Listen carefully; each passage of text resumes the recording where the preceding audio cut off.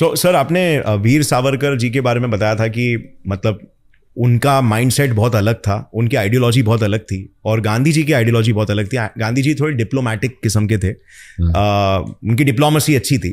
तो क्या शायद यही वजह है कि कांग्रेस से रिलेटेड जितने भी फ्रीडम फाइटर्स थे वो टाइम के, उनको ये आजीवन कारावास जैसी गंभीर पनिशमेंट्स नहीं मिली? काला पानी जो कि लाइक नेक्स्ट लेवल, वहां पे टॉर्चर झेलना पड़ता था, तो किसी कांग्रेस को क्यों नहीं मिली? क्योंकि वो कुछ काम ही नहीं करते थे ऐसा। फनी बात क्या है कि जो अहिंसा के प्रतीक थे महात्मा गांधी गोली से मरे, और जो हिंसा के प्रतीक थे विनायक दामोदर सावरकर, वीर सावरकर, उन्होंने आमरण अनशन किया, समाधि ली। मेरे को गांधी जी से मुझे कोई प्रॉब्लम नहीं है, गांधी जी की रिस्पेक्ट करते हैं, सावरकर जी भी उनकी पर्सनली रिस्पेक्ट करते थे, वो उनकी आइडियोलॉजी से एग्री नहीं करते थे। गांधी जी सावरकर जी को कांग्रेस में चाहते थे क्योंकि बहुत ऑर्गेनाइजेशनल स्किल्स थी उनकी, बहुत ही फायरी ऑरेटरी स्किल्स थी, इन्फ्लुएंशियल स्किल्स थी।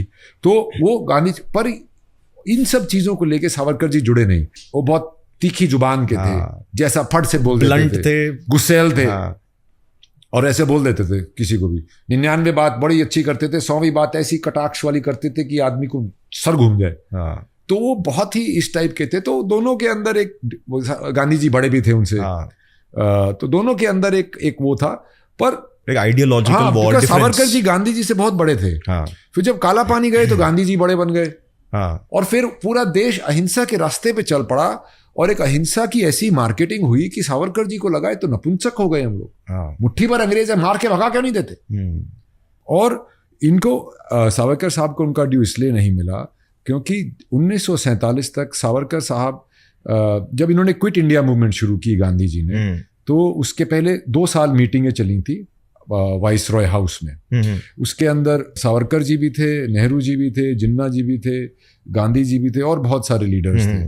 तो ये सब लोग होम रूल मांग रहे थे, और सावरकर साहब बोल रहे थे कि तुम जाओ, हम आपस में निपट लेंगे ना, तुम्हारा क्या लेना।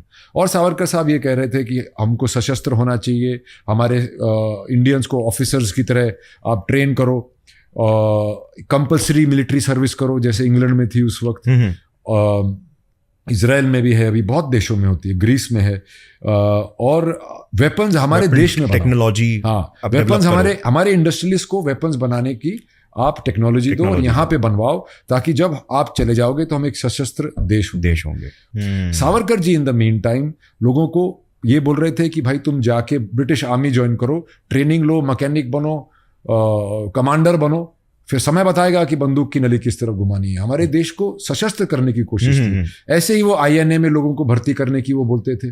फॉरवर्ड ब्लॉक के जब वहां से निकले सुभाष चंद्र बोस को रास बिहारी बोस, जो कि आज़ाद हिंद फौज ऑलरेडी उनकी जापान में ऑलरेडी एक उन्होंने ऑर्गेनाइजेशन बना रखी थी, उनके साथ टच में करके फिर वो आज़ाद हिंद फौज सुभाष जी ने बनाई, और उसमें भी सावरकर जी का बहुत एडवाइस और योगदान था।